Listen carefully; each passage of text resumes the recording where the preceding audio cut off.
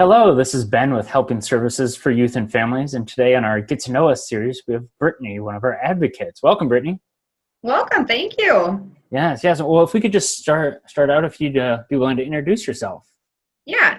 So like Ben said, my name is Brittany McIntyre. I am the volunteer coordinator and teen dating violence advocate here at Helping Services.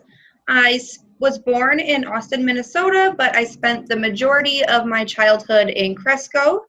I've been there ever since. Left for a few years to go to college, and then my parents built a new house. So my husband and I bought the house I grew up in, and Wow. now we're raising our two kids there. So just kind of right back where I started. Well, that's wonderful.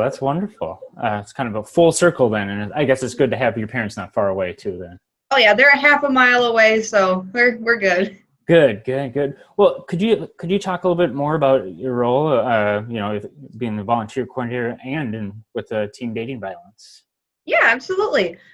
So as a volunteer coordinator, I work with the volunteers to get them certified so that they can work directly or indirectly with volunteers or with their clients, however they're comfortable. Whether that be answering a resource line, they can transport to shelter, to medical appointments, anything like that. Really, a volunteer can be as involved and direct as the client as they want to be once they get that training. So I do trainings online, I do them in person, just to kind of get them that 20-hour certification. And then with the teen dating violence, I do pretty much the exact same thing that the other advocates would do with adults. But I typically work with high school and college students who are in violent relationships, or high school students that are live in violent homes.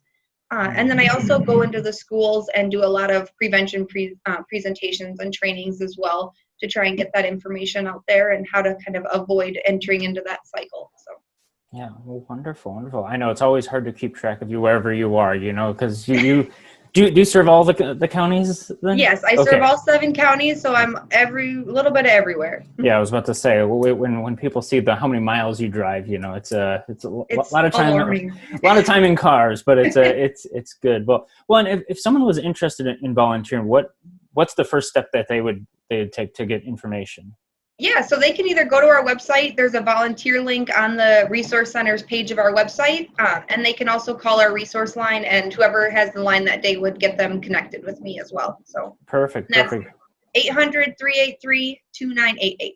Awesome. Then our website's helpingservices.org. And if you don't know where to go, or you're just can always email info@helpingservices.org, and we'll direct you straight to Brittany or whoever you're looking for. So. Well, wonderful. What's one thing you'd want people to know about your work that what you think they may not know? Yeah, so I guess in general, I'd say domestic violence is kind of like a taboo subject. People don't like to talk about it.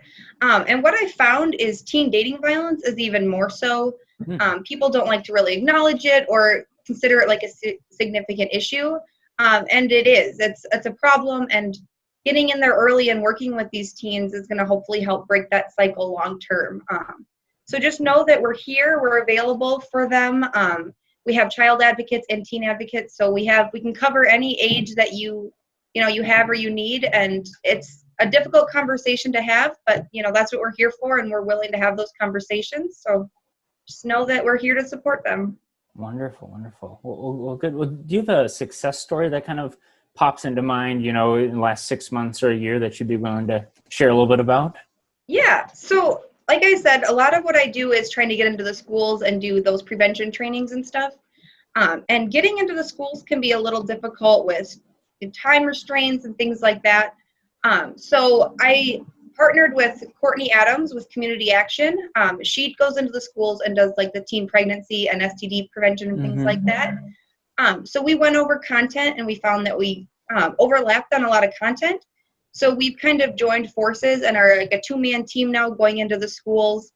And that's been a huge benefit. I think in just February and March, I was able to do almost 30 presentations in the schools. Wow. And there were plenty more that were scheduled for April and May that ended up getting canceled. But we're planning on keeping that partnership going into the fall, and it's been we've gotten the information out there to way more students than we would have had we not made that connection. So yeah. Well, and it's those partnerships that you and the entire team there make is so important, because yeah, every county you go to has different people who do different things. So it's a lot to navigate, and to have people, Right.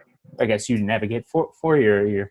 I mean, advocate's the right name. You really are there for them. So, Mhm. well, that's wonderful. And you talked a little bit about things getting canceled just during COVID. How has COVID changed your work? So it's changed things a lot. I mean, if I was working with teens, a lot of those referrals came from being in the schools and, making that connection face to face. So without having that, it's been more difficult that way. Yeah.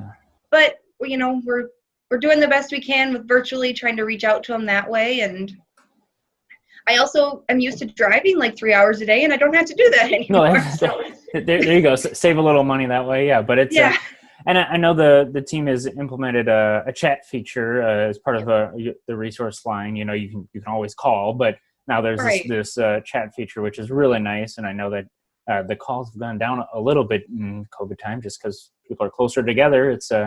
right. It's Harder to make that call. harder to make that call. I know you guys have received a few emails, so that's a nice feature that you guys were able to implement.